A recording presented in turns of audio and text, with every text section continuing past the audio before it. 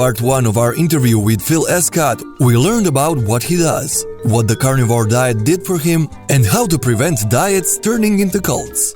This week, we'll find out more about the definition of a paleo diet, how hard is it for a carnivore to travel around the world, and how much meat does he eat per day. This and more in part 2 of our interview with Phil Escott on the Nutrition Heretic Podcast.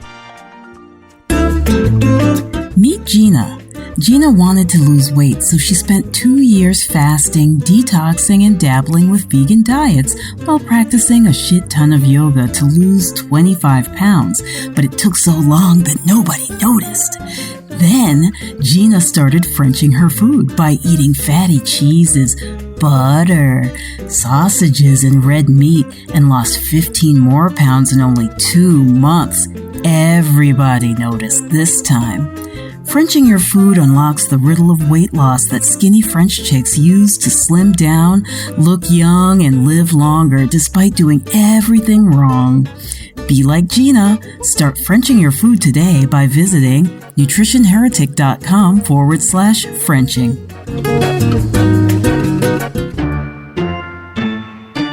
Fat is bad for you. I just pop a pill and I'm fine. Meat is murder. It's time for bad food punishment. It's time for real nourishment. It's time for the Nutrition Heretic. The following program is provided as information only and may not be construed as medical or health advice. It is not intended to diagnose, treat, or cure any disease. No action or inaction should be taken solely on the basis of the information provided here. Please consult with a licensed healthcare professional or doctor on any matter relating to your health and well-being.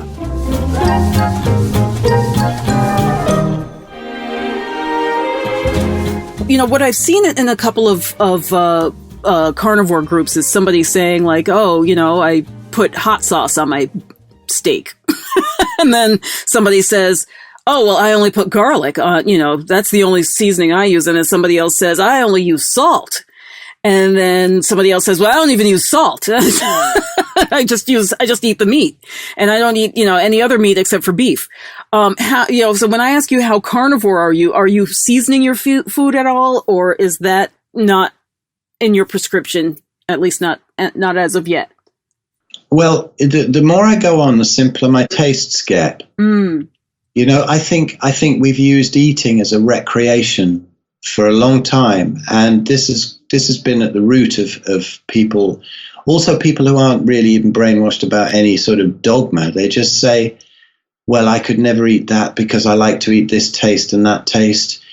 And if they're really sick, it's actually one of the blessings. It's one of the many reasons that I called my book Arthritis the Best Thing That Ever Happened to Me, because it takes you to so much kind of knowledge that you'd never be bothered or have the need to come to otherwise. Absolutely. And when I eat now, I just, every now and again I'll eat an Indian meal, but more and more I won't have anything sauce. I don't mind the spices on it, but I don't want their sugary sauces, you know. And so I might have something that's tandoori, you know, and maybe put a bit of extra butter on it or something that's nice. But 99 times out of 100 I eat at home at least, and I find that the spices are kind of backing up in the cupboard, and I use them less and less. I use some pepper, I use some black pepper, I use butter, I use salt, and that pretty much does me. I have much more subtle cravings now. Like I'll wake up and I'll say, oh, you know what, it's a lamb day today. Okay. And nothing else will do. And on another day, I would think of lamb and I'd go, ooh, I don't want that. You know, I need a steak, or I want some burgers with some egg yolks on them. You know? Yeah, and this is what I'm seeing is that people are saying, like, I only eat beef. Beef and water. No salt, no pepper, no garlic, no nothing. Yeah. And that's where I start to see, you know, and I've seen a couple of people get ganged up in some of these groups for saying that they, you know, had a more varied diet than that. Oh, so well, you're not going to get rid of that problem until you get rid of the black pepper, that kind of thing. Yeah. I mean, I get in the early days of the group, people used to come on, from like the bigger groups like Principia Carnivora and whatever, and they'd come onto my group and go, "What the hell is this? Somebody's posted a vegetable," and you're like, "So what? It's your own choice." That's why I call it 100% carnivore and beyond, because. Right. Many reasons, all the light and all the emotional balancing, all the other stuff too. But, if someone can't post a pic of broccoli, I mean, I'll take the piss out of it, obviously. I'd say a bit of compost appears to have ended up on your plate by mistake or something like that. But I don't care. I'm not militant about it. I don't give a They can eat exactly what they like, and they know that I'm joking anyway, which is why they keep posting stuff like that, the buggers. But no, I'm messing. I really don't mind at all. But to me, it's an individual thing. If somebody's fine on cooked meat, that's great. And then you get the real zealots who say it all has to be raw. Yeah. Some people eat just raw meat. And to be honest, I know a couple of people at least who eat, rotten meat. They eat, fermented meat, high meat it's called.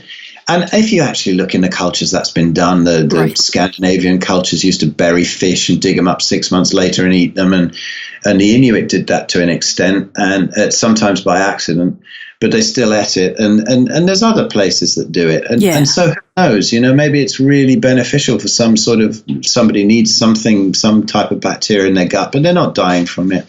We're too paranoid about bacteria. Yeah. And a lot of people eat raw and they're fine. And there's old Sverrier, he's got his Sverrier channel on YouTube, Gattis. I did an interview with a while ago. He's a character. And he goes and eats raw goat heads at vegan rallies just to wind them up.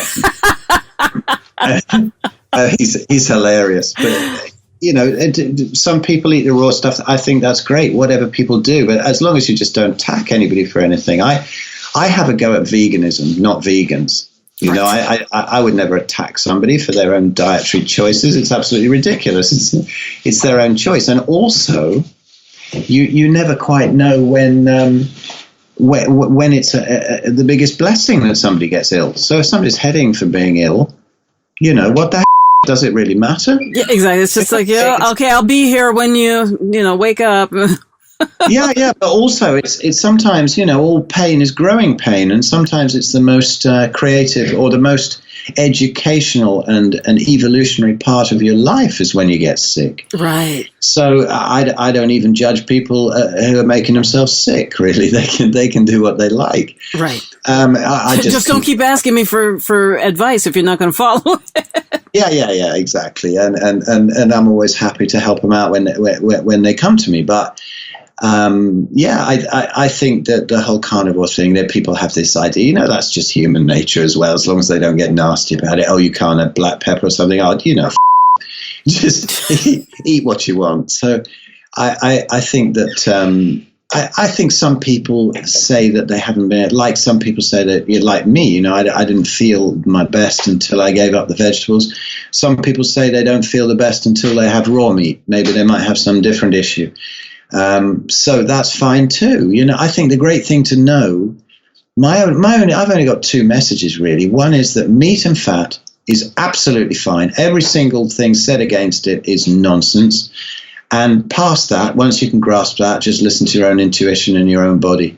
And you tell me what it wants. I think a great thing, one really interesting thing that happened in the early days of my carnivore group, I started it off in January for that carnivore month, 30 days that Sean Baker was organizing to sort of go against that veganuary business. Right. And what struck me was not the people who were sick, but the partners. Quite often partners would say, okay, well, I'm going to do it for 30 days to support them. There's nothing wrong with me. And then I was starting to get these long posts by the partners saying, wow, do you know, I've got rid of the last of the belly fat. I don't get tired in the afternoon anymore.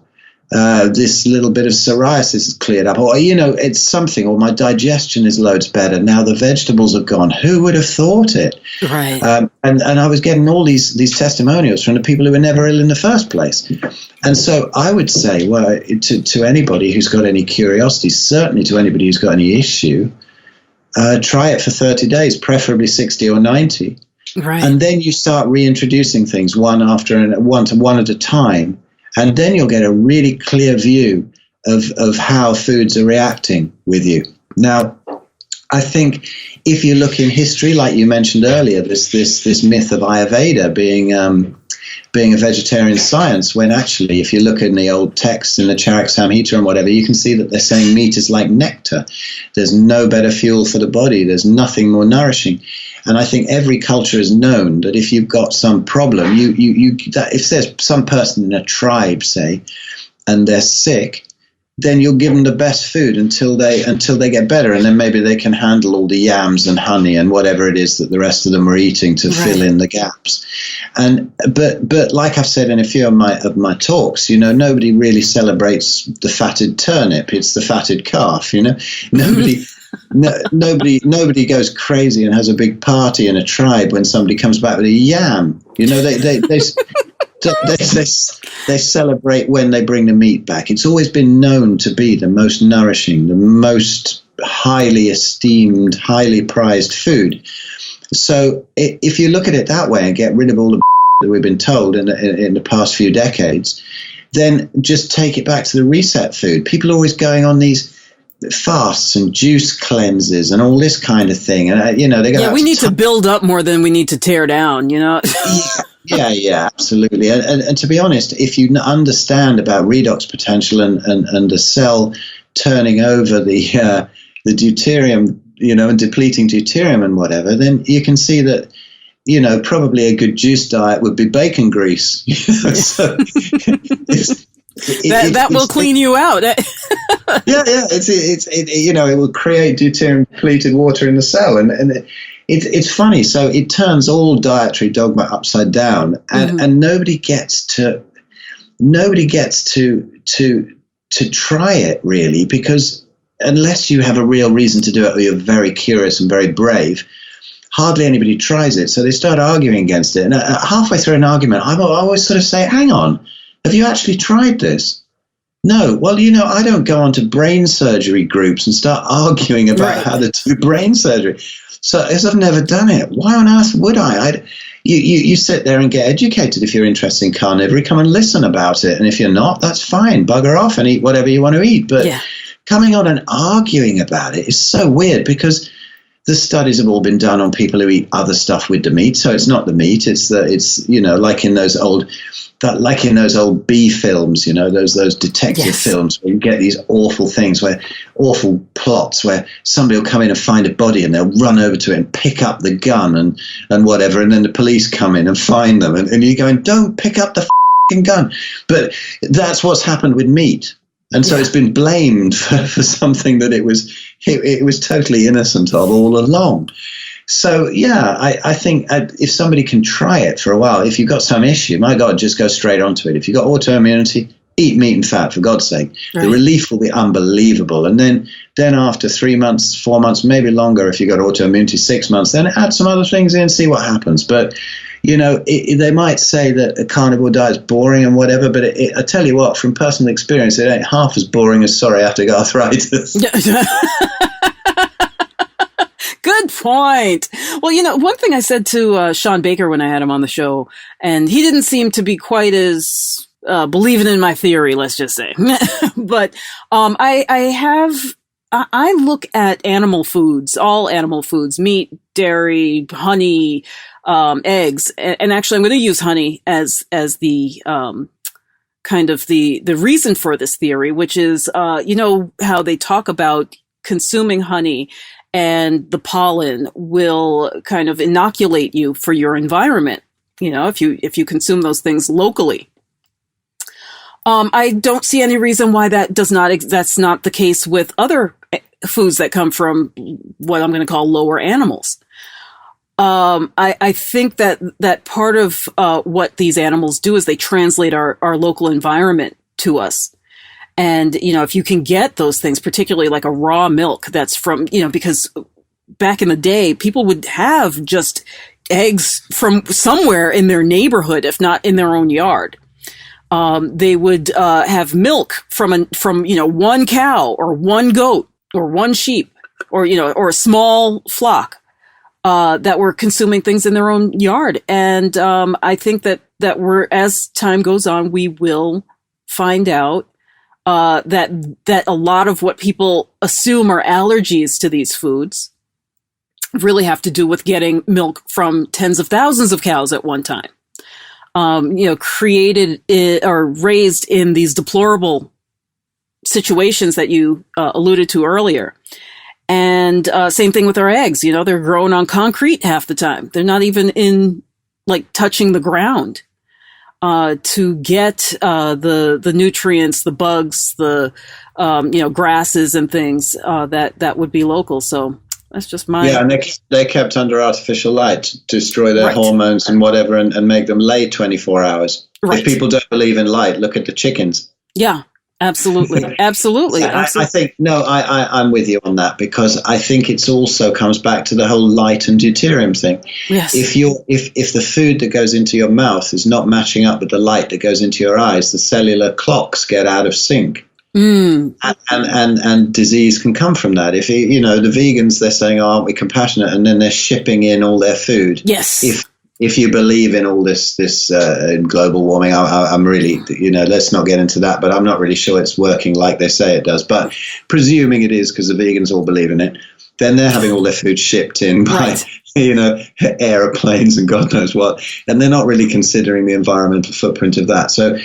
And it's food that isn't intended to be eaten at that latitude at that time of year. So if somebody's sitting there eating a mango in the winter, it's insanity, really. Yeah. So I think that I think you're right, and I think that it could be a whole thing to do with the deuterium content of food that should match up with what you're supposed to be taking in at that time of year in your local environment. Right.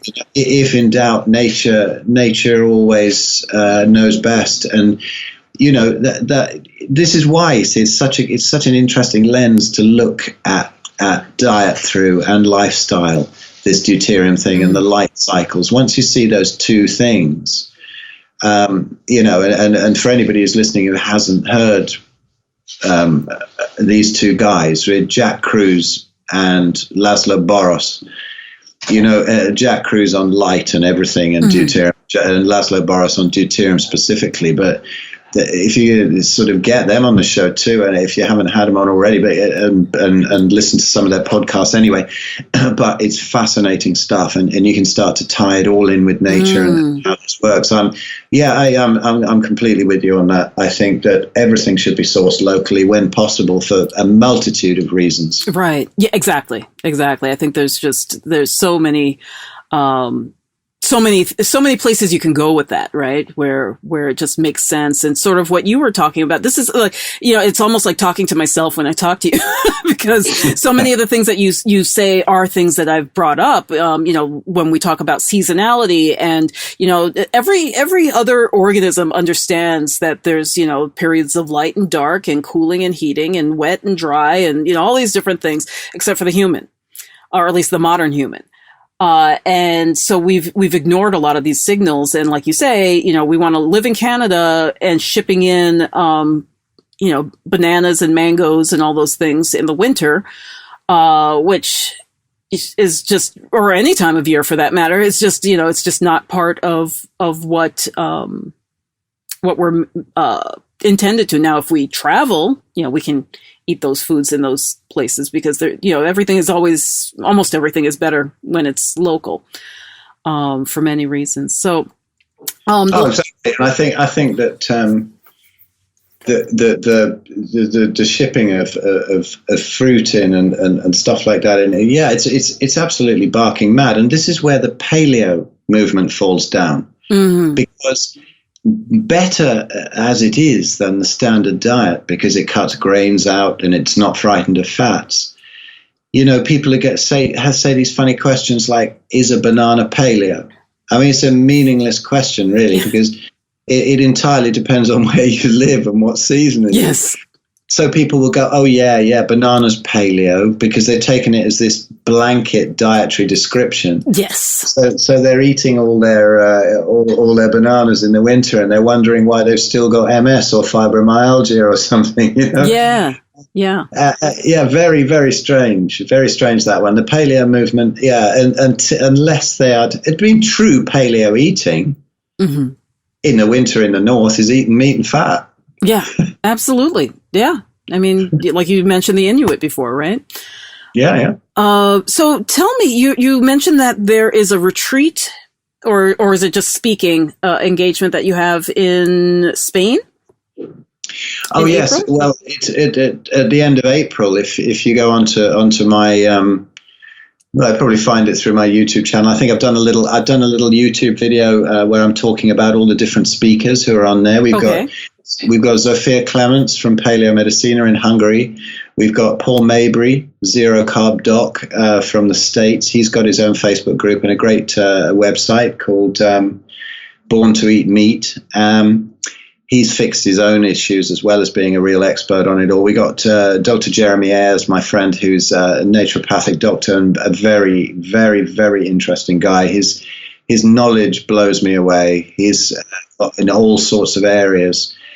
We've got Graham Norbury, who's a good friend of mine, has got a great talent for making Jack Kruse's knowledge accessible to the layman. You know, all the light and deuterium and stuff. We've got my great friend and brother Zahir Khan, who is kind of from the Sufi tradition, but sort of broken away from that, and he's just your modern day guru too. He goes around doing all sorts of satsangs and talks about waking up and non-duality and whatever. But he's such a character, and he's so hilarious, and he is not your uptight guru at all. So I'm really looking forward to him speaking. I'm speaking as well. I'll do stuff on autoimmunity and the emotional balancing side, how that ties in, and just sort of not accepting of what is, and how that's maybe even subtler in the disease progression than the whole mitochondrial thing. And so I think we've got all the subjects covered. It's over a couple of days at the end of April, and we'll have great food. It's in a beautiful sort of converted monastery type place. Ooh. I think. What part of Spain? It's down in the south. Oh. It's kind of about an hour from Malaga. Ooh. 2 hours, about half an hour from Gibraltar. I have a great friend, Dr. Lynn Hardy, and she's not speaking, although I keep trying to persuade her. She's wonderful. She's a great friend of mine, and a very, very knowledgeable lady as well. And my God, see how good she looks on Carnivore at 48 years old. It's ridiculous. Wow. So she's organizing that with me, and she's given up her beautiful house for the speakers to stay in, and organized all the accommodation down there. And it's going to be great. People are going to stay on it an extra week as well, some people, and hang out. We're going to have a lot of fun. It's going to be a great retreat. We're hoping to do it every 6 months or so. Oh, nice. Nice. Yeah, I have friends in Malaga. Actually, yeah, they live between Malaga and Sevilla. And so I'd like to. Hey, tip them off about it and get them down there. That would be great. I don't know if they'd really be into it, but we can try. Well, yes, if they're vegans, maybe not. You know? Yeah, they're not. Yeah. Well, you know what? I just had my friend from Yugoslavia tell me she's lived in London for like the last 20, 30 years. And she's just proudly told me the other day that she's a vegan. And I was like, okay, good luck. And what's really funny is that when she came to visit me, and like I said, I've never gone completely carnivore. I last about 3 meals, and then I start, just wanting like more flavor. But yeah, she was giving me such a hard time about taking my diet seriously. And so now she's just gone off the deep end, apparently, on the vegan trail. Oh, well, you're there when she needs help, eh? Yeah, there you go. But actually, I have another question. So how do you travel? We talked about my trip to Japan, and you mentioned you had been to India some years ago. Like, how do you travel with this when you're not going on a specific retreat? Well, I think I suppose India I might find difficult, but maybe not. I don't know. I probably eat a lot of chicken and eggs while I was there, probably, I should think. But, well, I haven't done a massive amount of traveling in the last 3 years. But, I'm a drummer. I do a lot of playing, and I'm out at gigs and stuff. And actually, if you're out for the day, you don't even really need to eat. The energy is so stable. You might even get hungry, but the energy doesn't change once you're running on fats. So it's you don't really have to go. You say, oh, do you? I bet when you're out, you grab a sandwich or something. Well, not really, because I eat probably 3 times every 2 days. Once one day, twice the next day. It tends to work out something like that. But when you're out, you can always find something. I mean, any restaurant will do a piece of meat, and then you can get them to bring you some salt and butter. Yeah, it's really quite simple. I think it's easy. I mean, if you're stuck in some sort of predominantly vegetarian country, you probably end up on some tinned fish now and again. But that's fine, because you're not really looking for massive entertainment from it. So I think it is quite easy to be strict. I think this is something people ask me quite a bit, but I've never found a problem with it. I've never found a problem. I mean, I think that the biggest problem I found with eating out is, the third time that you send back the usually rather overweight waitress or waiter back to the kitchen for another load of butter, and you can see it coming, and they start to warn you about your cholesterol. And then, my girlfriend will put her head in her hands, and you can see she's thinking, just leave him alone. Just don't say anything. You don't want to know. Yes. So does she? Okay, cool. But it's just, you get a couple of funny looks and whatever. But I'm okay with that. I quite like freaking people out, so it's okay. Just to eat meat. You can always find meat. I think good fats are more difficult to find when you're out and about, but you can always find a way around it. And because you're never in a panic to eat, you always have good time to do it. You sort of think, oh well, you know what, I don't really need to eat. I'll find somewhere tomorrow. I'll eat twice as much. Right. You kind of eat like a snake. In fact, somebody calls it that. They got the snake diet, haven't they? They just eat massive amounts of meat and fat, and then stop for a couple of days, and then do it again till you can't move. And that seems to work. That could be pretty good for some people, because the body, when it in between meals, it sort of enters into that whole sort of autophagy and gets rid of a load of toxins and whatever it does, and turns over cells. Apoptosis, isn't it, when it gets rid of the cells? But so there's nothing wrong with going in between meals. It's like automatic intermittent fasting. It becomes effortless, really. So it's pretty easy. Wow. How many pounds of meat do you eat a day? It's a whole cow, Adrian. I mean, I hear some people saying they eat, 4 and 5 pounds a day. Yeah, well, that's Sean, isn't it? He eats like 6 pounds a day, but he's training all the time. Well, this was a woman in particular that I remember saying this in one of these groups. Well, some people do. My diet is very, very high fat, so I don't eat a massive amount of meat. On a day where I eat a lot, I might have, say, 3 burgers in the morning that are probably, say, quarter pounders or something, and that I've made up myself. So we're not talking McDonald's here. and then I might have 3 egg yolks on each one with a load of butter and salt, and it's just gorgeous. And then if I eat again, I might have 1 steak or a load of fish or some prawns, and I'll just eat the shells as well, and sort of fried up in butter.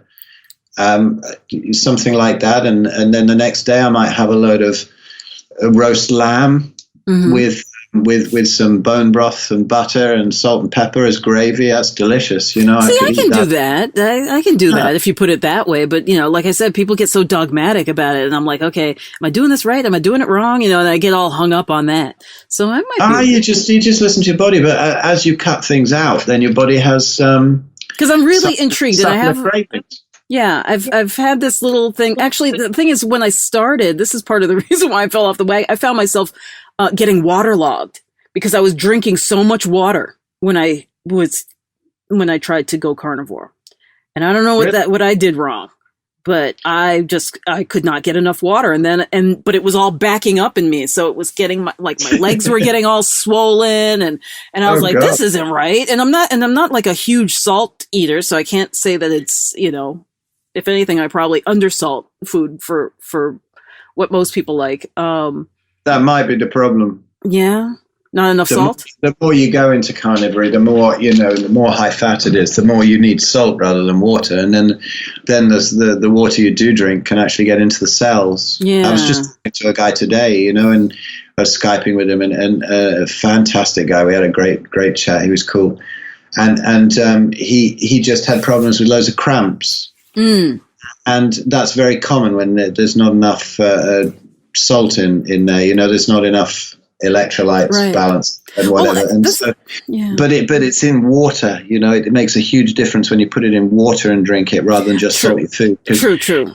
Yeah, and that can really help, because I was getting a few palpitations, and my son actually pointed it out to me. He said, "I'm saying, but I'm salting all my food," and he's bright. My oldest son, I got a 28-year-old as well, and he was saying, not my 3-year-old, obviously.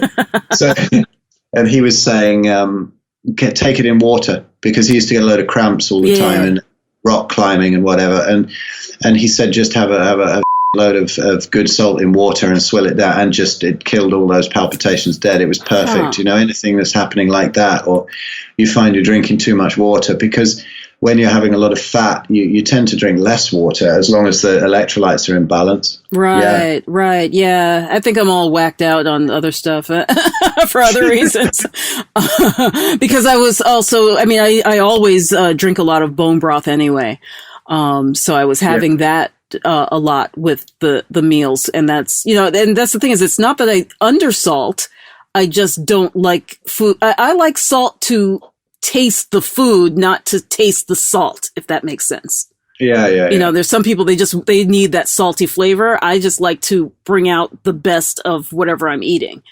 And so I've always loved it. I've always used a load of salt, but some people on the group use no salt at all. Yeah. And I think that's fine too. Whatever your body wants. I think some people maybe just have a naturally better balance of electrolytes. They don't need it. So that's cool too. You see these arguments about how much salt to eat. Right. Well, why argue? Have as much as your body needs. Right. Exactly. Well, thank you for clearing that up, because I was like, geez, like you can't escape this kind of dogma. Yeah, no, I'm not dogmatic about anything, absolutely not. Apart from the way that you hang the toilet roll, that's got to be the right way around. You can't hang that the wrong way around. Okay. You've got to have it coming off the front, not the back. Drives me mad. Thank you. I was hoping you were going to say that. but apart from that, I'm not dogmatic about anything. Okay, so Phil, your website is pureactivity.net? It is, yes. Do you have another website? And there's something, I'd like to mention, if anybody is listening with autoimmune, there's something I'm really excited about that I've just done that people might find useful. I decided a little while ago that I was going to do this online course. I was going to make an online course about autoimmunity. And, I thought, I'll do probably like 8 videos or something. And I got into it and I ended up with 30 videos. And I've done them all, and there's action plans and not worksheets, but action plans after each vid, to figure out exactly what to do, and great links to really deep dives into all of the subjects that I cover everything from gaining confidence, finding sort of partners in the healing, all the carnivory thing and why, light, deuterium, emotional balancing, meditation, like even liver flushing, like absolutely everything is in there that I found useful and that I've seen many other people find useful. And I've tried to really organize it in a real easy course. And so that's coming out soon. So nice. So yeah, get to the website and get on the mailing list. And I know that I'm going to have a launch on it where it's going to be a real low price for people to get some good reviews in. We've already got some lovely reviews from the doctors. Jack Cruz has done a great one, which I was very honored about, and Jeremy Ayers and my friend Lynn and a few others. But we've got the professional reviews, but to get some of the there's some good reviews on my website. I'm just working with this kind of stuff, but to testimonies, but to get some good reviews and no obligation to give a good review. Give me a crap one if you want, but that's to get the initial price on that. And so I know that's a bit of a plug, and I never do that on my interviews, but in this case, I'm really quite proud of this one. It's almost there and ready to go. So So I'd like to say, if people want to grab it at that introductory price, then go grab it, because it is cool. Even though I say it myself, it's pretty comprehensive. That's awesome. That's awesome. More power to you. Thank you so much for doing what you do. And your YouTube channel is Phil Escott? Yeah, just that. Yeah, that's funny. Since the carnivore thing, it's really exploded. I have a great friend called Martin Franklin, who I was in a band with in the mid '80s, and I was looking for somebody to help me out with the online stuff, and he's just done such wonders with it. He's such a whiz, and he's a great friend, and such brilliant advice he's given me. But we've got all these sort of little search things right, and it was weird. Somebody it was actually Martin pointed out that I was the second search after Sean for Carnivore, and I thought, for goodness sake, and that's down to Martin. I'm just a drummer, I'm just some old hippie drummer. But, Martin sort of sorted that out with the right words here and there. But I think the videos are quite fun on there. So, come along and, if you're vegan, maybe don't. I've got enough attacks on there. But if you're not, come along. I get some nice comments. There's some good healing stories under there too, of people who put, and it's not down to me. They find Carnivore on their own, but there's some nice little healing stories on there, and on my 100% Carnivore and Beyond Facebook group. Lovely tales of how people have been fixing themselves. Yeah, it's very rewarding. I'm a very lucky guy to be able to do this. Very, very honored. Fantastic. Thank you so much. It's really been enlightening. And, usually, because again, it's quite extreme for the way we think today about diets, but it is the original diet, isn't it, of human beings. So, and that's why, as we did a lot of talk about veganism and the extremeness of that, and then, like you have mentioned many times, the attacks that you get. But this is I'm glad to speak to someone who does not take this to a culty place. Like I've seen, seriously, and that you realize that there's all these other things, the deuterium depletion and, sleep and EMFs, and I suck at controlling all of that. But, but, maybe I'll join your course and get some enlightenment and, get my act together here. I think if you don't have autoimmunity, I think there's plenty of free stuff that I've got out there about that. If there's somebody wants to look about the light, if you look for a video I've got, it's 15 minutes long. I think it's 10 top tips about sleep, where I go through all of the how to sort out the light environment in your house. And, there's some nice links underneath to Matt Maruka's wonderful blue blockers, and also to Iris Tech to get on your computer, to cut out the blue light and whatever. Right. Very useful program, much more comprehensive than Flux, which most people use. And it's all for free out there. Most of my stuff's out there for free anyway, so I'm really happy just to get the message across. Yeah. Well, I appreciate it, and thank you very much, and have a fantastic day. Oh, you too, Adrian. Thank you so much. It's been great chatting to you. Thank you. I really enjoyed this interview. Aloha. The Nutrition Heretic Podcast is a production of Savor the Journey, LLC. Our audio editor is Nikola Popovich. Our podcast manager is Crystal McLean. And our operations manager is Michelle Med. I'm your host, Adrian Hugh, the Nutrition Heretic. You can find us at the new and improved nutritionheretic.com, where you can download the Nutrition Heretic's free shit list of 7 health foods to avoid like the plague. You can also listen to previous episodes at nutritionheretic.com/podcast. Be sure to like us on social media for updates. Our Facebook page is facebook.com/nutritionheretic and on Twitter @NutriHeretic. Contact us with show ideas, questions, or if you want to be a guest. And don't forget to rate our podcast on iTunes and Stitcher.